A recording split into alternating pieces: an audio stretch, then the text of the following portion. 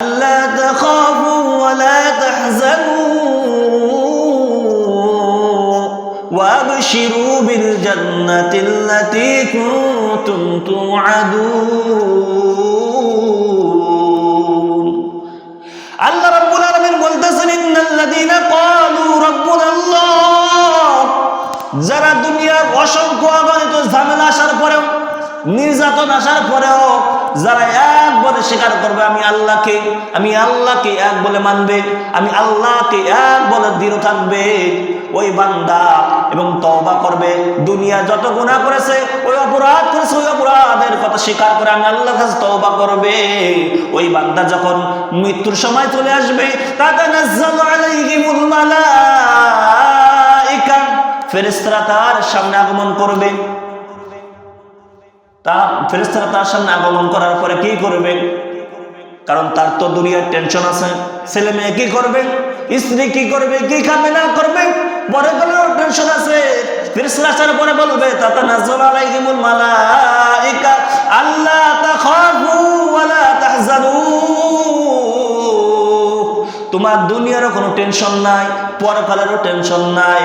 ওয়া আবশিরু বিল জান্নাতিল্লাতী কুনতুম তুআদুন, তুমি সুসংবাদ নিয়ে যাও, সুসংবাদ শোনো, যেই জান্নাতের সুসংবাদ দেওয়া হয়েছিল, ওয়াদা দেওয়া হয়েছিল, সেই জান্নাতের সুসংবাদ গ্রহণ করো। এরপর আল্লাহ রাব্বুল আলামিন বলতেছেন নাহনু আউলিয়াউকুম ফিল হায়াতিদ দুনিয়া ওয়া ফিল আখিরাহ। ওই ফেরেশতারা কি বলবে শোনো বান্দা, শোনো, তোমার দুনিয়ার টেনশন নাই, পরকালের টেনশন নাই, কারণ আমরা ফেরেশতারাই তোমার দুনিয়া এবং পরকালের জিম্মাদার হয়ে গেলাম। ওয়ালাকুম ফিহা মা তাশতাহি আনফুসুকুম ওয়ালাকুম ফিহা মা তাদউন, যারা তওবা করবে, যারা আল্লাহকে আল্লাহ বলে স্বীকার করবে, এক বলে মেনে নেবে এবং ওই কথার উপর দৃঢ় থাকবে, অটল থাকবে, আল্লাহ রাব্বুল আলামিন বলেন তারা জান্নাতে যে যা চাইবে আমি আল্লাহ রাব্বুল আলামিন তাদেরকে তাই দিয়ে দেব। দুনিয়ায় তো বিল হক্কি বাশীরান ওয়া নাযীরা ওয়া দাঈয়ান ইলাল্লাহি বিইذনিহি ওয়া সিরাজান মুনীরা। আম্মা বা'দু ফাআউযু বিল্লাহি মিনাশ শাইতানির রাজীম।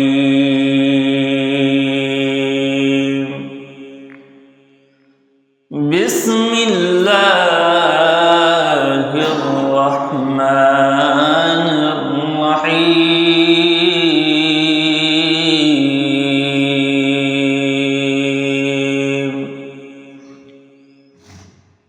ইয়া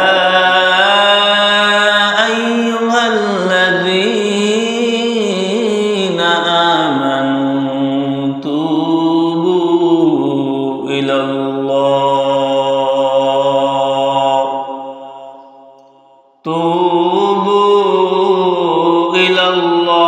ইলাল্লাহি তাওবাতান নাসুহা। وقال النبي عليه الصلاة والسلام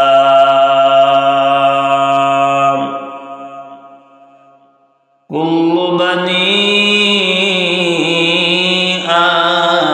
آدم خطاء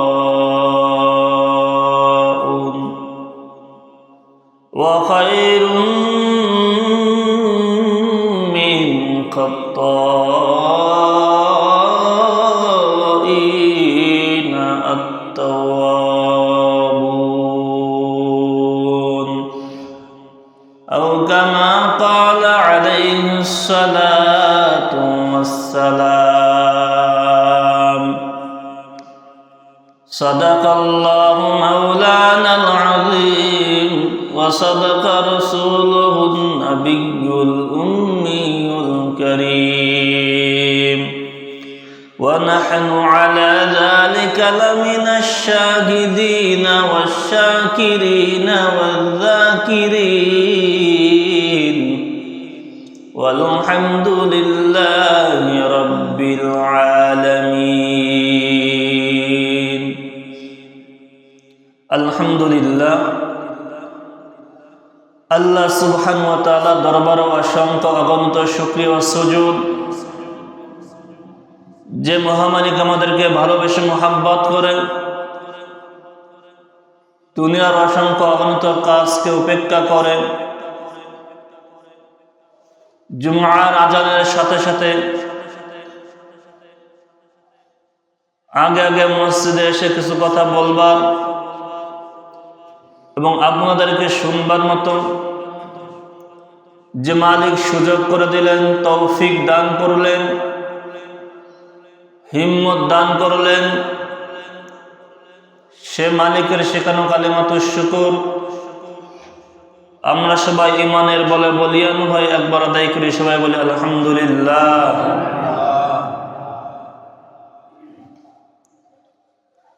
আমরা আজ এখানে যারা উপস্থিত হয়েছে, এখনো পর্যন্ত যারা উপস্থিত হই নাই, এমনকি যারা বাসা বাড়িতে রয়েছেন, পুরুষ হোক, নারী হোক, যুবক হোক, বৃদ্ধ হোক, সবাই আমরা মানুষ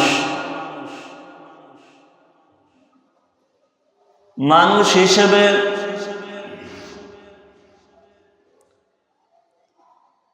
এই দুনিয়ায় চলাফেরা করতে গিয়ে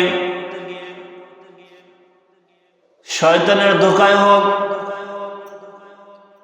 বন্ধু বান্ধব মানুষের ধোঁকায় হোক, টাকা পয়সা ধন সম্পদের ধোঁকায় হোক, আমাদের জীবনে গুনাহ হয়ে গিয়েছে। কারো কম কারো বেশি। দুনিয়ার এমন কোন মানুষ সে গ্যারান্টি দিয়ে বলতে পারবে না যে আমি আমার জীবনে কোনো গুনাহ করি নাই। কারণ এই গান্দেগী দুনিয়ায় চলাফেরা করতে গেলে গুনাহ হয়েই যায়।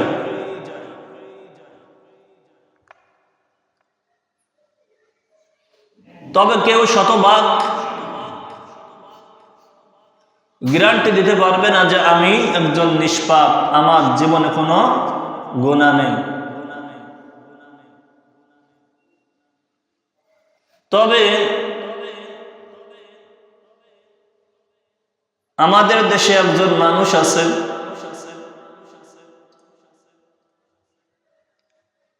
যিনি নিজেকে নিষ্পাপ দাবি করেছিল। তিনি বলেছেন যে আমার জীবনে কোনো গুনাহ নেই, আমি গুনাহের কোনো কাজ করি না বা করি নাই। তিনি যে মুহূর্তে এই বক্তব্যটা দিতেছিলেন, সেই মুহূর্তে তার মুখে দাড়ি নেই। অন্য গুনাহের কথা বাদ দিলাম, যেটা দেখা যায় না। কিন্তু আমরা তো সবাই জানি দাড়ি না রাখলে গুনাহ হয়। সে মূর্খ কি জানে না দাড়ি না রাখলে গুনাহ হয় না, গুনাহ হয় সে কি জানে না? সে জেনেও সে বলতেছে আমি জীবনে কোনো গুনাহ করি নাই।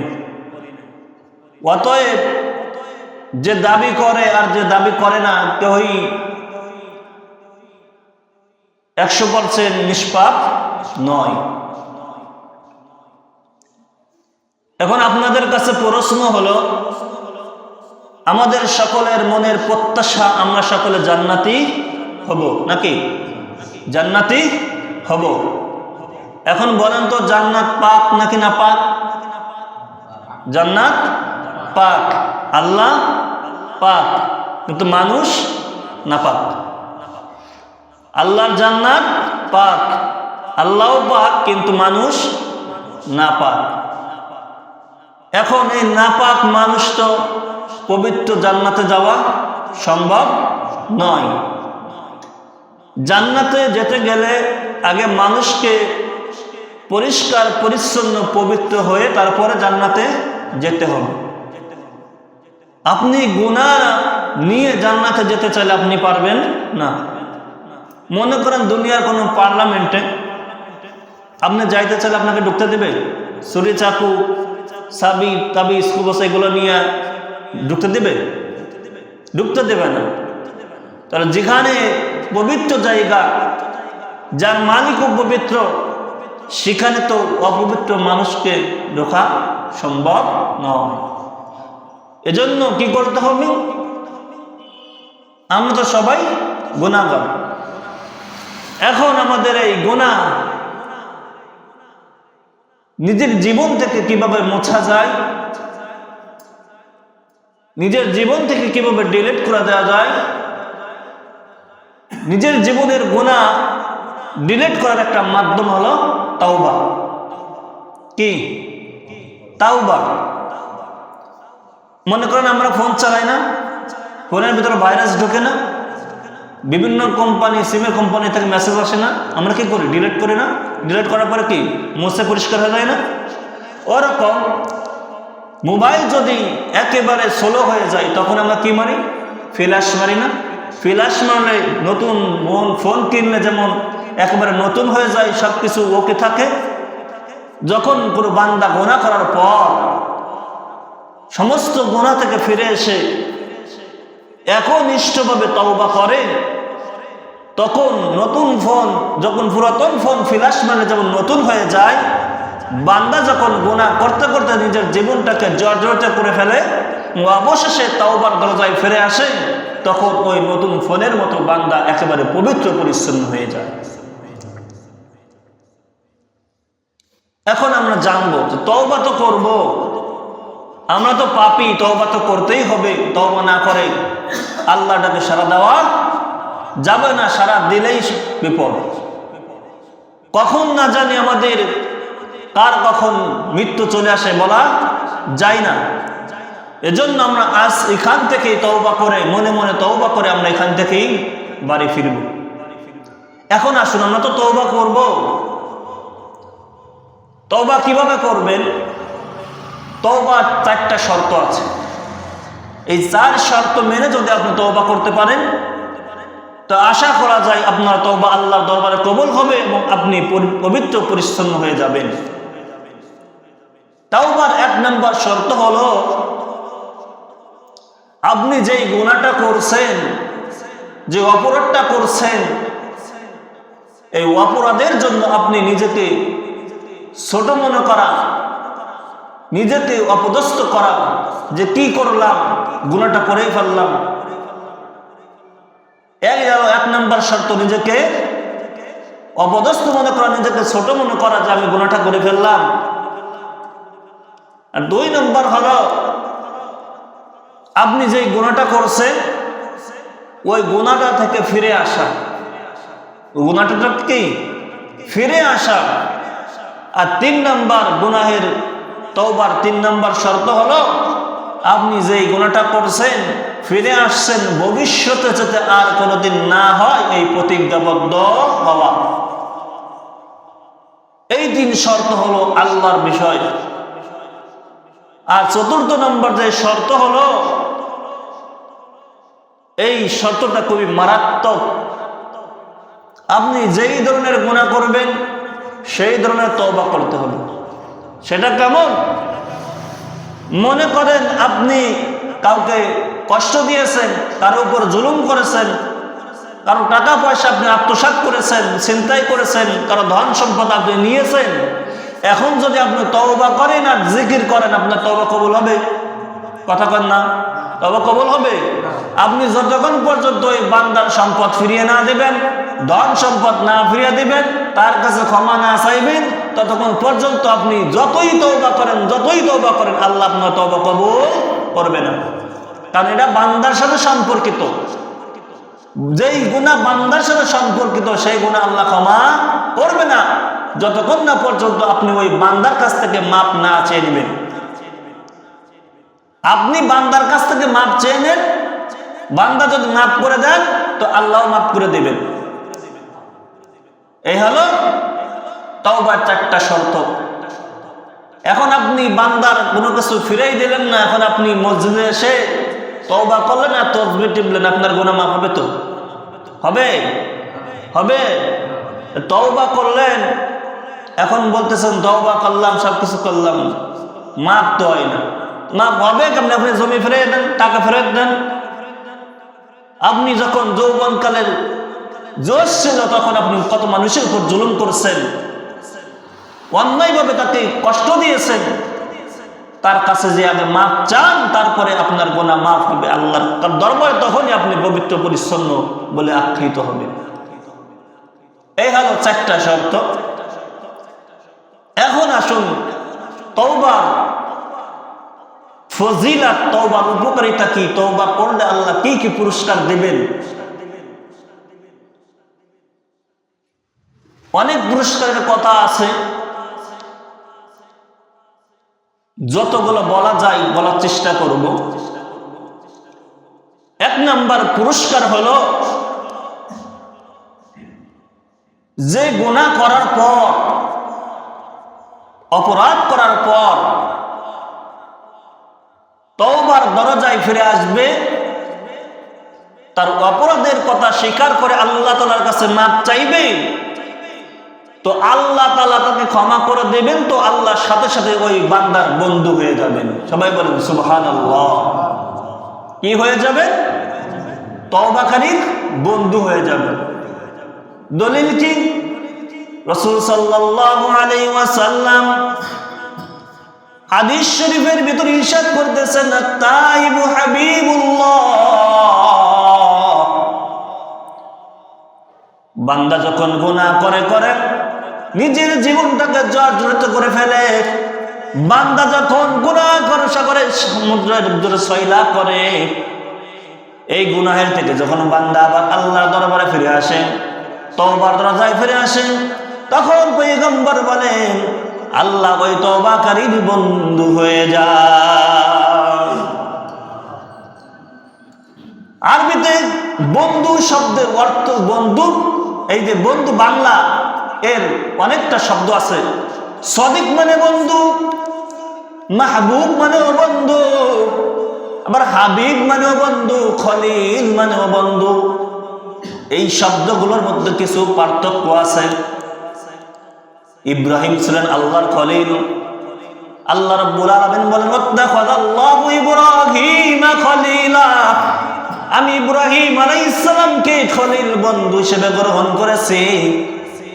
কিন্তু পয়গম্বর বলেন যে আত-তাইবু হাবিবুল্লাহ, যে তওবা করে আল্লাহ তাআলার হাবিব হয়ে যায়, আল্লাহ তাআলার বন্ধু হয়ে যায়। খলিল মানে যেই বন্ধু আল্লাহ তাআলার জন্য পাগল, যে খলিল হবে তিনি আল্লাহর জন্য পাগল হবেন, আর যিনি হাবিব হবে সেই হাবিবের জন্য স্বয়ং আল্লাহ তাআলা পাগল হবে। তাহলে যে খলিল হবে, খলিল আল্লাহ তাআলার জন্য পাগল, আর যে হাবিব হবে, বন্ধু হবে, সে আল্লাহ তার জন্য পাগল। তাহলে পয়গম্বর বলতেছেন এখানে আত-তাইবু হাবিবুল্লাহ, তওবা করে আল্লাহ তাআলার বন্ধু হয়ে যায়। তার মানে এই তওবাকারী আল্লাহর জন্য পাগল নয়, সব আল্লাহ তওবাকারীর জন্য পাগল। তাহলে 1 নাম্বার পুরস্কার হলো যে গুনাহের থেকে ফিরে এসে তওবা করবে, সে আল্লাহ তাআলার বন্ধু হয়ে যায়। কি হয়ে যায়? সবাই বলেন কি হয়ে যায়? বন্ধু হয়ে যায়। 2 নাম্বার পুরস্কারের কথা পয়গম্বর হাদিস শরীফের ভিতরে বলেছেন, বান্দা যখন গুনাহ করে নিজের জীবনটাকে জর্জরিত করে ফেলেছে, শেষ মুহূর্তে এসে বান্দা যখন তওবা করবে, সকল অপরাধের কথা স্মরণ করে আল্লাহ তাআলার কাছে ক্ষমা চাইবে, আল্লাহ রাব্বুল আলামিন তার জিন্দেগীর সকল গুনাহ মাফ করে তাকে একেবারে পরিষ্কার পরিচ্ছন্ন বানাইয়া দিবে। সে কথাই রাসূল সাল্লাল্লাহু আলাইহি ওয়াসাল্লাম হাদিস শরীফের ভিতরে বলতেছেন, আত-তাইবু মিনাজ যামবি কামান লা যামবা লাহু। গুনাহগার যখন তওবা করে সে কেমন হয়ে যায়, যেমন যার জীবনে কোনো গুনাহ নাই। গুনাহগার যখন তওবা করে সে এমন হয়ে যায় যে সে জীবনে কোনো গুনাহ করে নাই। পয়গম্বর আলো বলেন, ওয়ালাদাতুহু উম্মুহু, যখন কোনো মা কোনো সন্তান জন্ম দেয়, ওই সন্তান দুনিয়া আসার পরে তার জীবনে যেমন কোনো গুনাহ থাকে না, তার জীবন যেমন কোনো অপরাধ থাকে না, একজন তওবাকারী, একজন গুনাহগার যখন তওবা করে আল্লাহ দরবারে ফিরে আসে, ওই বান্দা ওই নিষ্পাপ সন্তানের মতো হয়ে যায়। সাধারণ পুরস্কার, সাধারণ পুরস্কার, কত গুরুত্বপূর্ণ একটা পুরস্কারের কথা আল্লাহ ঘোষণা দিয়েছেন। 2 নম্বর পুরস্কার গেল। 3 নম্বর পুরস্কার হলো, যেই বান্দা গুনাহ করার পর আল্লাহ রাব্বুল আলামিনের দরবারে ফিরে আসবেন, তওবা করবে, আল্লাহ রাব্বুল আলামিন তার উপরে খুশি হয়ে যান। কি হয়ে যান? খুশি হয়ে যান। কেমন খুশি হয়ে যান?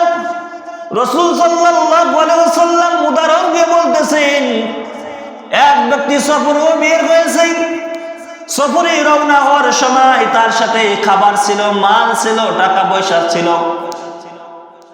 সফরে যাওয়ার জন্য বাহনও ছিল। সে সফরে যাইতে যাইতে পথিমধ্যে সে সফর বিরতি দিয়েছে। সফর বিরতি দেওয়ার পর সে ক্লান্ত হয়েছে। ক্লান্ত হওয়ার কারণে তার চোখে ঘুম এসেছে, সে ঘুমিয়ে পড়েছে।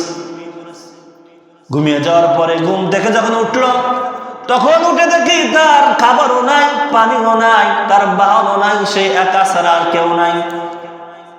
এখন সে যদি ওই মুহূর্তে বাড়ির দিকে রওনা দেয়, বাড়ির দিকে আসতে আসতে সে মারা যাবে না খেয়ে। আবার যদি সে যে গন্তব্যে রওনা দিয়েছিল সেই গন্তব্যে পৌঁছাতে যায়, তাহলে মারা যাবে, কারণ সেটা অনেক দূর, মরুভূমির পথ। সে কি করবে? সে আবার চিন্তায় টেনশনে আবার ঘুমিয়ে গেল। ঘুমিয়ে যাওয়ার পর ঘুম থেকে উঠে দেখে তার খাবার, তার পানীয়, তার বাহন সবকিছু আবার উপস্থিত। বলো, পয়গম্বর বলতেছে, ও সাহাবায়ে কেরাম বলো, তখন ওই বান্দা কেমন খুশি হবে? সাহাবায়ে কেরামগণ বলেন, তার মতো খুশি তো আর কেউ হতে পারে না।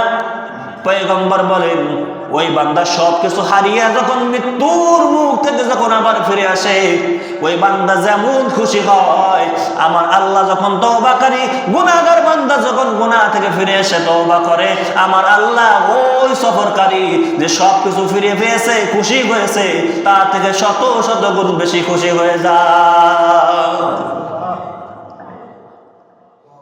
তাহলে তওবা করার প্রয়োজন আসেনি? আসেনি? আল্লাহ তাআলা যদি আপনার উপর খুশি হয়, তাহলে আর কিছু লাগবে?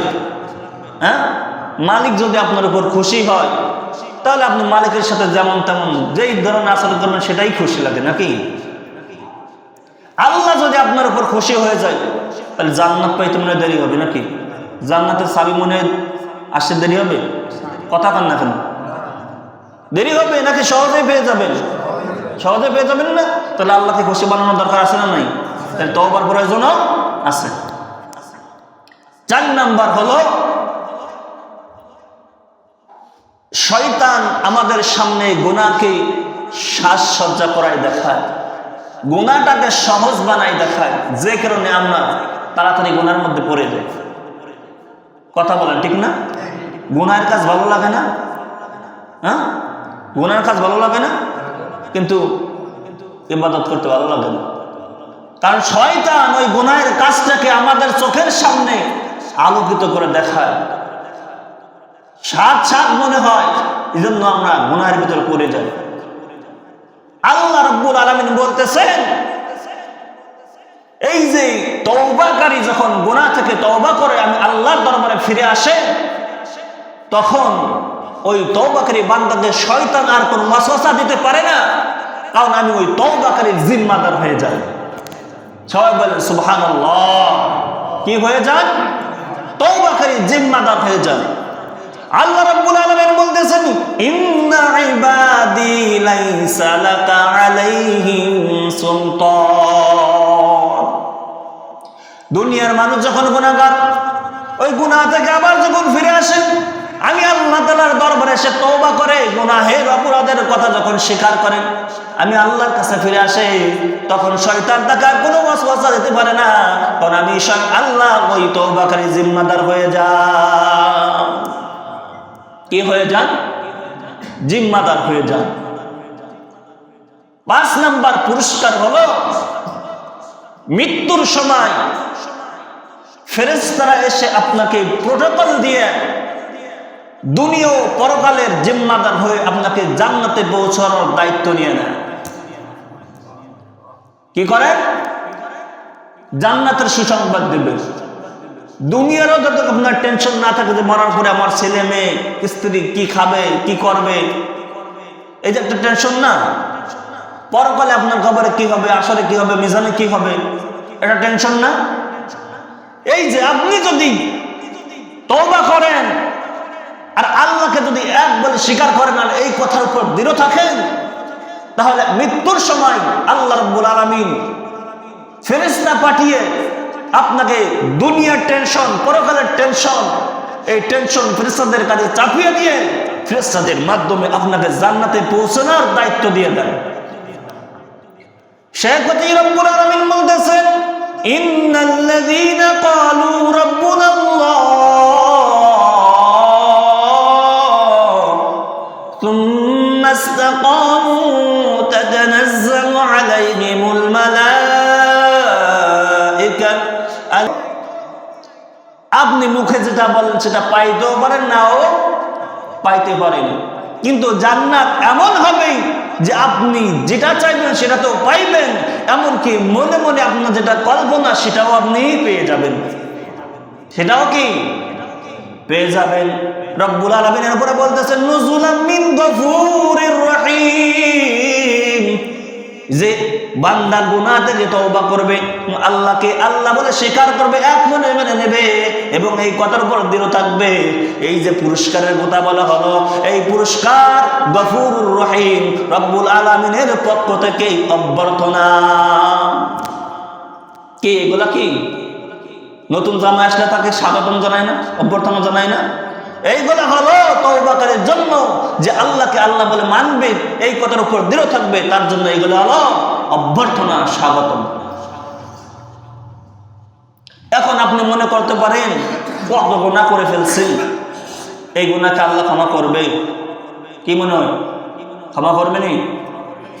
হ্যাঁ, ক্ষমা করবে, ক্ষমা করবে। আল্লাহ তো বলছেন নৈরাশ হওয়ার কোনো দরকার নেই, নিজের উপর জুলুম করছো, গুনাহ করছো, নিরাশ হয় না, আমি আল্লাহ তাআলার কাছে ক্ষমা চাও, আমি আল্লাহ তোমার জিন্দেগির সব গুনাহ মাফ করে দিব। কি করবেন? সব গুনাহ মাফ করে দেবেন। ইন্নাল্লাহা ইয়াগফিরুয যুনুবা জামিআ, নিশ্চয় আল্লাহ তোমার জিন্দেগির সকল গুনাহ মাফ করার ব্যাপারে কি সক্ষম নাকি অক্ষম? হ্যাঁ, কি মনে হয়? গুনাহ ক্ষমা করতে পারবেন না আল্লাহ? পারবে তো? একটা হাদিস বলে শেষ করে দেই, সময় উপরে শেষ। রাসূল সাল্লাল্লাহু আলাইহি সাল্লামের দরবারে ওমর রাদিয়াল্লাহু তাআলা আসতেছিলেন। আসার মুহূর্তে রাসূল ওমর রাদিয়াল্লাহু তাআলার সঙ্গে এক ব্যক্তির দেখা হয়ে গেল।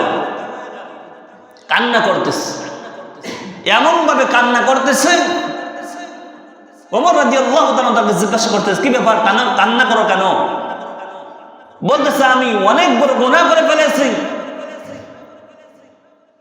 বলে, কি গুনাহ করে ফেলেছো? সেই গুনাহের কথা বলতেছে আর এমন ভান ধরতেছে যে ওমর রাদিয়াল্লাহু তাআলা তার ভান দেখে সেও কান্না করে ফেলছে।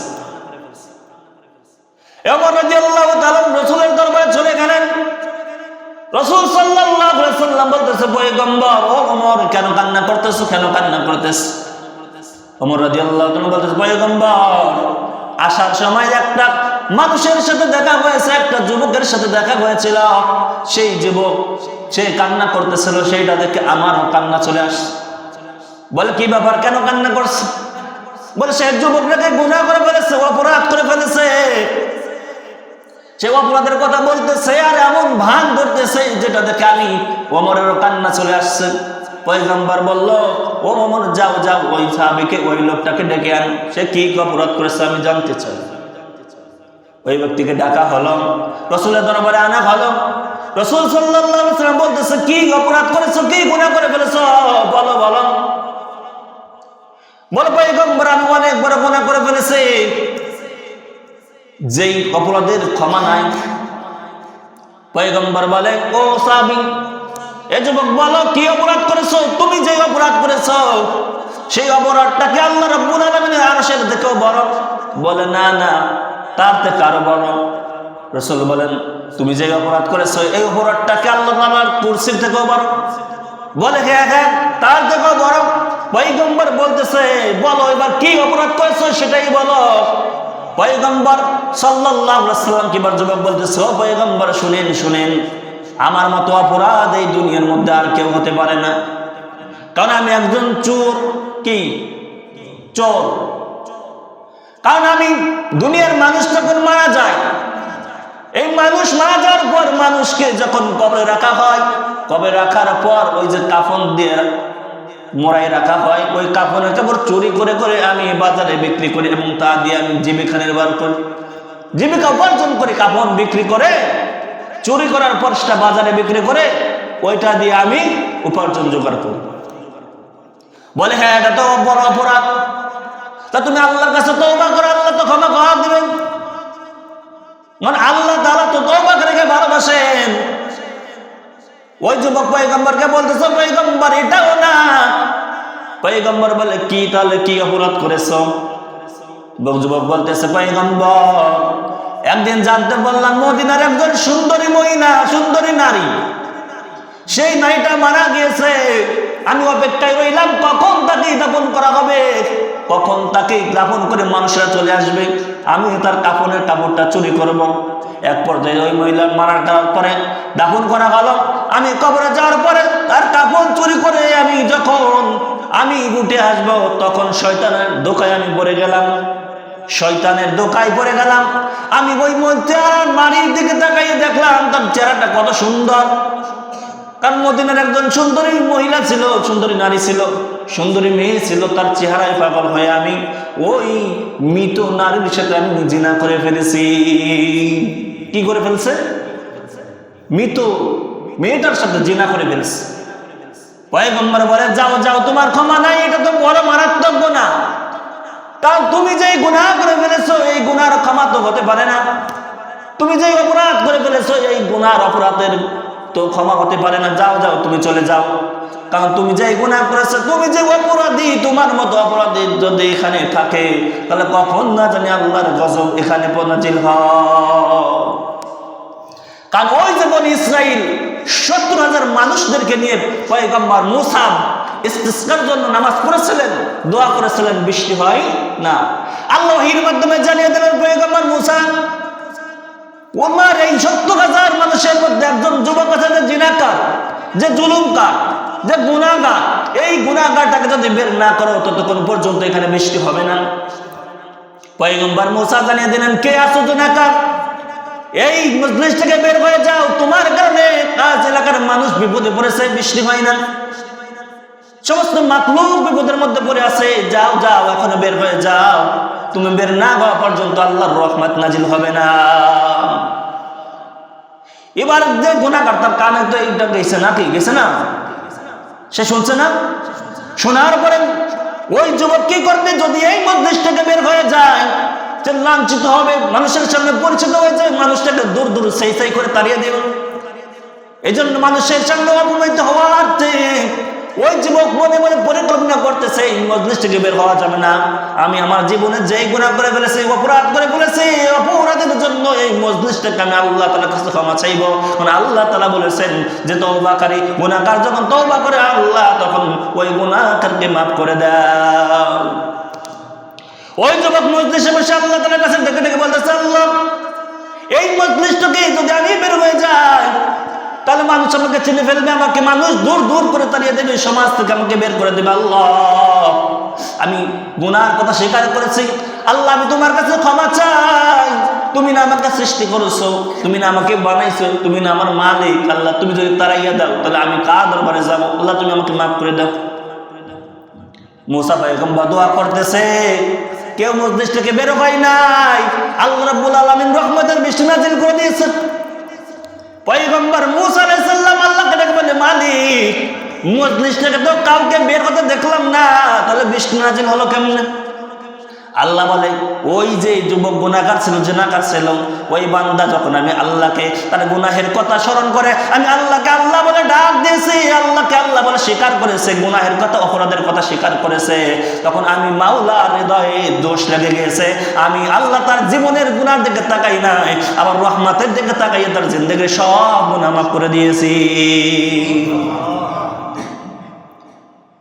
ওই যে মজলিসের মধ্যে বসে তওবা করছে, তওবার ফল আল্লাহ রাব্বুল আলামিন আসমান থেকে রহমতের বৃষ্টি নাযিল করে দিয়েছে। এজন্য পয়গম্বর বললেন, যাও যাও, কখন না জানি এখানে বিপদ চলে আসে। ওই যুবক রাসূলের দরবার থেকে চলে গেল, পাহাড়ে যে কান্না করতেছে, মালিক ডাকতেছে, আল্লাহ দুনিয়ার কোন মানুষের দরবারে আমি ঠাঁই পাই নাই, দুনিয়ার কোন মানুষ আমাকে আশ্রয় দেয় না। আল্লাহ এখন শেষ পর্যন্ত তোমার দরবারে চলে আসছে, এখন আপনি যদি আমাকে তাড়িয়ে দেন, আল্লাহ আমি কার কাছে যাব? আল্লাহ আপনি আমাকে মাফ করে দেন না, আপনি না আমাকে আদর করে বানাইছেন, কিভাবে আবার ওই জাহান্নামের আগুনে ফেলে দিবেন? আল্লাহ আপনি দয়া করে মায়া করে আমাকে মাফ করে দেন। 40 দিন পর্যন্ত এই বান্দা পাহাড়ের কিনারায় বসে কাঁদছে, পাহাড়ের চূড়ায় বসে কান্না করছে। 40 দিন পর আসমান থেকে আল্লাহ রাব্বুল আলামিন জিবরিল আমিনকে পাঠিয়ে দিলেন রাসূলের দরবারে। জিবরিল আমিন বসে বলতেছে, ও পয়গম্বর দুনিয়ার মানুষ কে বানাইছে? পয়গম্বর বলে, আল্লাহ বানাইছে। জিবরিল আমিন বলতেছে, ও পয়গম্বর বলেন না, বলেন এই যে দুনিয়ার মানুষকে আল্লাহ বানাইছে, এই দুনিয়ার মানুষের রিজিক কে দেয়? কয় আল্লাহ দেয়। আপনারা বলেন কে দেয়? কে দেয়? দুনিয়ার মানুষের রিজিক কে দেয়? মাখলুকের রিজিক দাতা কে? রাসূল সাল্লাল্লাহু আলাইহি ওয়াসাল্লাম এটাই বললেন যে সমস্ত মাখলুকের রিজিক দাতা তো আল্লাহ। এবার জিবরিল আমিন বলতেছে, পয়গম্বর বলেন বলেন বলেন যে দুনিয়ার মানুষ যেই মালিক বানাইলেন, দুনিয়ার মাখলুক যেই মালিক বানাইলেন, দুনিয়ার যেই মাখলুককে যেই মালিক রিজিক দেয়, সেই মাখলুকের ক্ষমাদাতা কে? কথা বলেন না কে? পয়গম্বর বুঝে গেলেন। এবার জিবরিল আমিন বলতেছে, ও পয়গম্বর শুনেন শুনেন, আপনার দরবারে 40 দিন পূর্বে একজন গুনাহগার আসছিল, জিনাহগার আসছিল। ওই যে জিনাহগার আল্লাহ দরবারে কান্না করছে, এমন ভাবে কান্না করছে, নিজের জীবনের অপরাধের কথা এমন ভাবে স্বীকার করেছে। 40 দিন কান্নার পরে আল্লাহ ওই বান্দার জীবনের সব গুনাহকে মাফ করে দিয়েছে। এখন আপনারা বলেন, আপনারা কি এত বড় গুনাহগার? হ্যাঁ, এত বড় গুনাহগার? কি বলেন, এত বড় গুনাহগার? আমরা তো এত বড় গুনাহগার নয়। তাহলে আমরা তওবা করতে দেরি, আল্লাহ তওবা কবুল করতে দেরি করবেন না। এজন্য আমরা মনে মনে এখান থেকে তওবা করে নিই, আল্লাহ জীবনে যত গুনাহ করছি আমাদের সকল গুনাহকে আপনি মাফ করে দেন, আমাদের তওবা কবুল করেন। এরকম তওবা যদি আমরা কবুল করতে পারি, আশা করা যায় আল্লাহ তাআলা আমাদেরকে কবুল করে নেবেন, আমাদের জিন্দগির সকল অপরাধকে পবিত্র বানাইয়া আমাদেরকে জান্নাতের মালিক বানিয়ে দেবেন। পারবেন না? পারবেন তো? আমরা সবাই তওবা করি। যতটুকু আলোচনা করলাম আল্লাহ আমাদের জীবনে বাস্তবায়ন করার তৌফিক দান করেন। সবাই বলেন আমিন। ওয়া আখিরু দাওয়ানা আলহামদুলিল্লাহি রাব্বিল আলামিন। যারা সুন্নাত করেন নাই, সুন্নাত পড়েন নাই।